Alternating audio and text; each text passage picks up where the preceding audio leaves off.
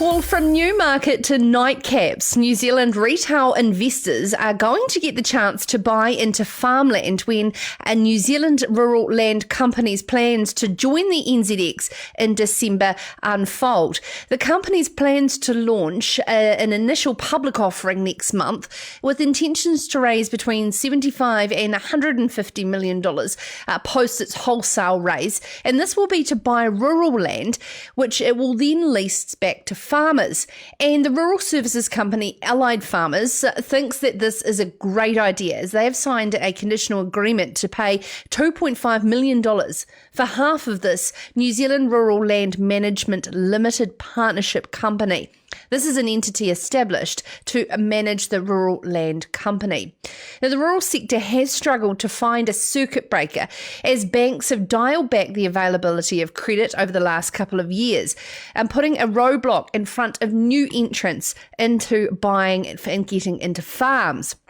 Now, one of the Rural Land Co-Directors, Chris Swasbrook, is a long-term capital markets participant. And Chris joins us now. Welcome to Sarah's Country, Chris. It's a pleasure to have you on the show. And, we haven't had many listings onto the NZX in the last 12 months. So, of course, there'll be a lot of hype around this one.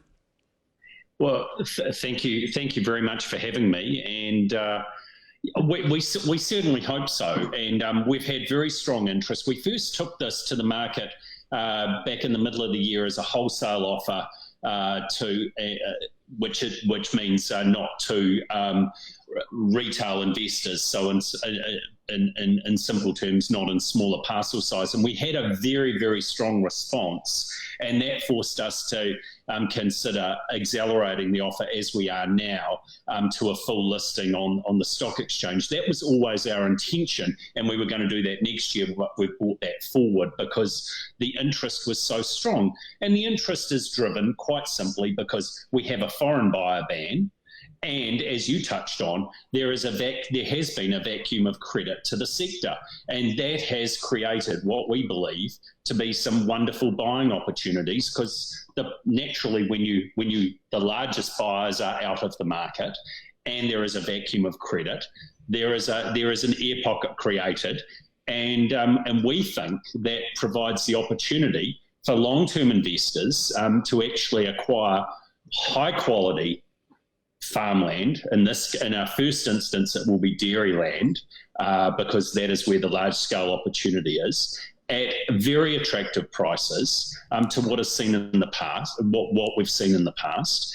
And what we've worked hard on for the past 2 years, and what we are doing differently to what has gone before in the capital market sense, and I'm going back in time here to Tasman agriculture, is we have separated out the land owning from the actual on-farm operations, and we will lease this land to high-quality counterparties, farming counterparties, on a long-term 10-year basis with a right of renewal, so that those counterparties can expand their operations in a capital-efficient manner.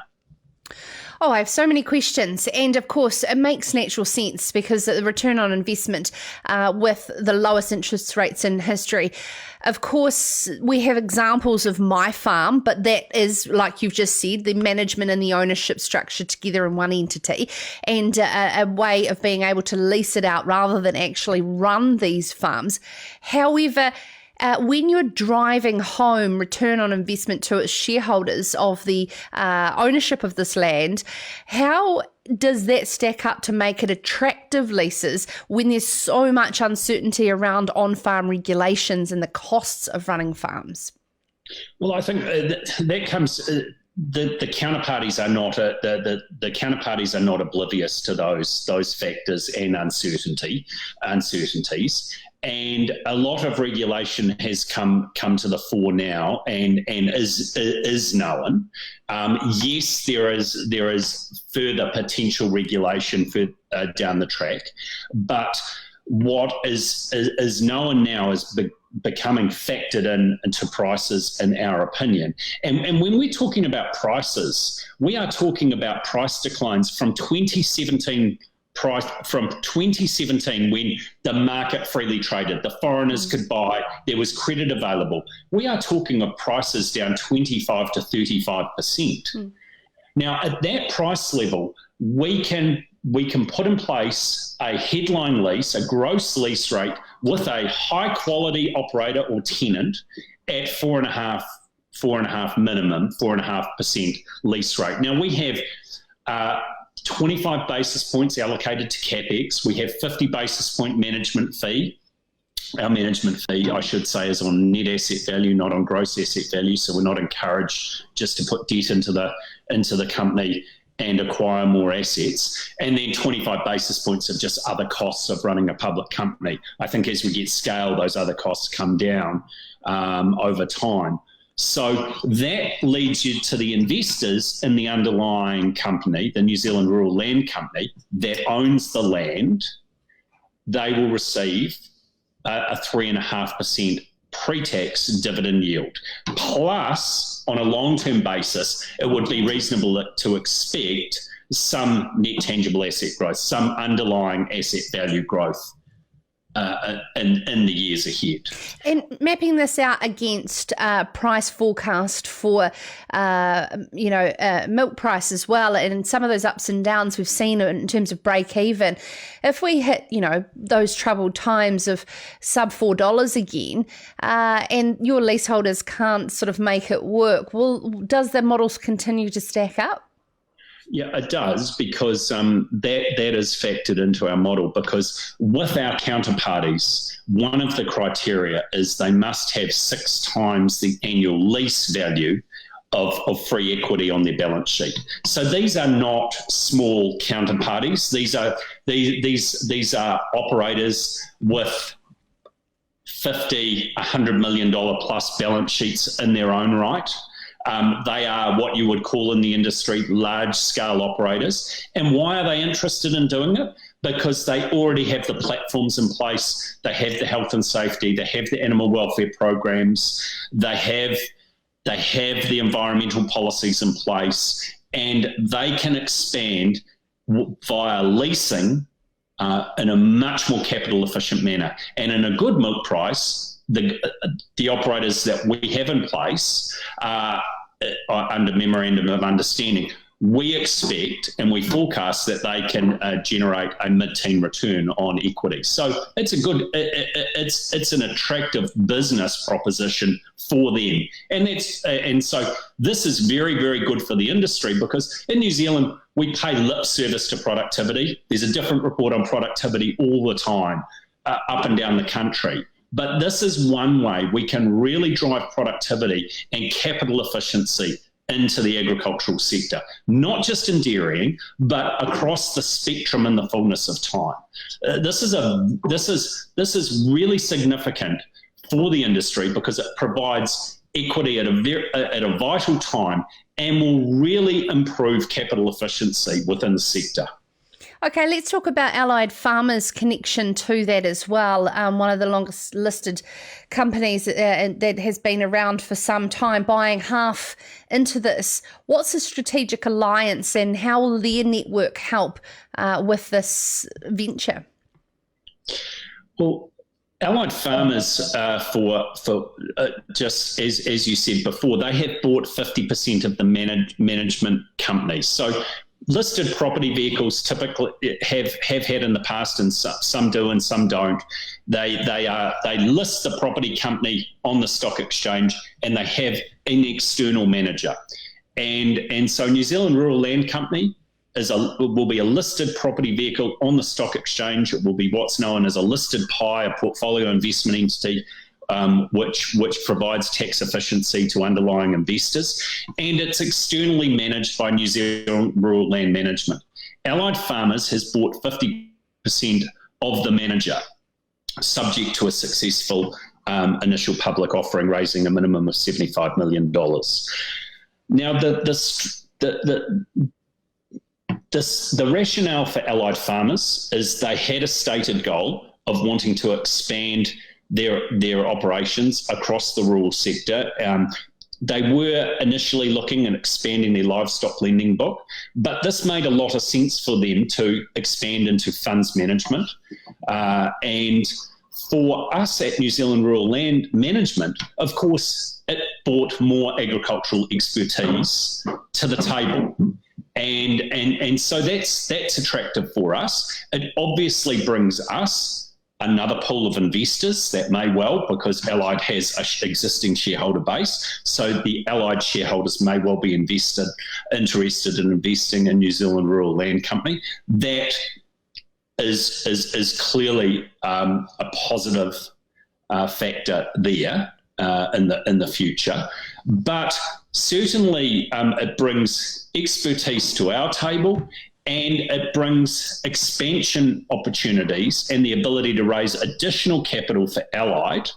And what we are seeing at New Zealand Rural Land Company, and by virtue of that fact, New Zealand Rural Land Management, as we have had discussions with the sector more broadly, opportunities that wouldn't be appropriate for New Zealand Rural Land Company, which is just going to invest into rural land.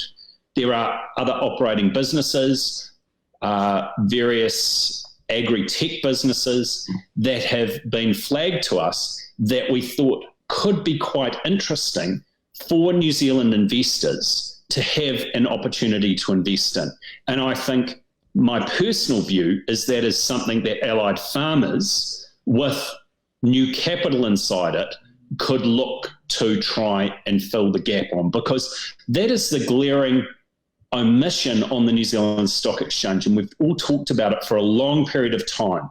Agriculture is the backbone of New Zealand, even more so in a post-COVID world. And we cannot get exposure to it on the stock exchange. And this is a way to kill potentially two birds with one proverbial stone. You're going to have an opportunity to invest in just rural land, which will be attractive to a large number of people, in my opinion. And you also have an opportunity to invest into Allied Farmers, which manages that company, has a livestock business, has a small finance book at the moment, with the opportunity to invest elsewhere in the agricultural space.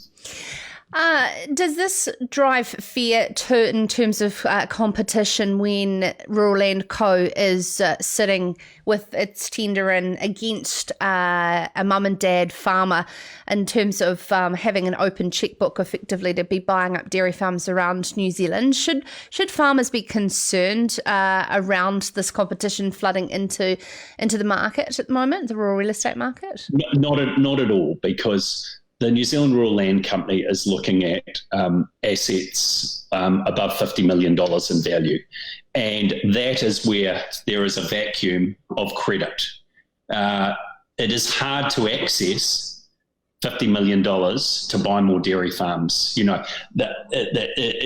transactions, and you're seeing it in the sales data. Transactions below $10 million are occurring because people can access, they've got a good balance sheet themselves, they want to bolt on the neighbouring farm. That is not our area of focus at all. We are not buying single farms and putting a one operator on that particular farm. Now, that's not to say if we had 10 farms in a cluster and the neighbouring 11th one came up, of course we would. If we were interested, we would look to buy that. But the assets that we are considering and have under review are certainly north of $50 million in size. So the wording around bringing new entrants into the market, this is certainly about scaling up the already large farms and putting them in a better capital position to seek their future forward. Some of them majorly disrupted by the effects of M. bovis over the last couple of years and their credit perspective changing. Is this an opportunity to sweep in on the struggles of some of those larger farming operations? I think when you look at lending to the dairy sector in aggregate approximately $40 billion, if you had to step down and said those assets or that lending that was distressed adds up to about $9 or $10 billion on the numbers that I know, and distressed not in that they are bad assets, just that they have a troubled balance sheet, they have too much debt. And of course, we all know the capital changes that the Reserve Bank and the changes that have flown through the domestic banking sector, and that has in turn flowed on to restrictions of credit or a lack of credit to the sector. And really, that is what we are looking to restore equilibrium to. So people should not be fearful of the New Zealand Rural Land Company. People should be happy that the New Zealand Rural Land Company has seen the value that is inherent in the sector, looks at on a long-term basis and sees how attractive these assets are on an underlying earnings basis for the operators or our counterparties' tenants, however you would like to describe them, and that we want to invest, and fresh equity coming into the sector will only be positive in the long term on underlying land values, in my opinion. So that's positive for the sector. Yeah. Well, the New Zealand Rural Land Company is seeking to acquire rural land at the moment, what is deemed a quality asset, compelling buying in the current environment. So head to nzrlc.co.nz, and I'm sure there'll be some rural real estate agents wanting to take you to Eden Park at the moment, Chris. It's been an absolute pleasure having you on the show, Chris Swasbrook, who is a director of the New Zealand Rural Land Company that should be hitting its IPO on the New Zealand Stock Exchange towards the end of the year. This is Sarah's Country.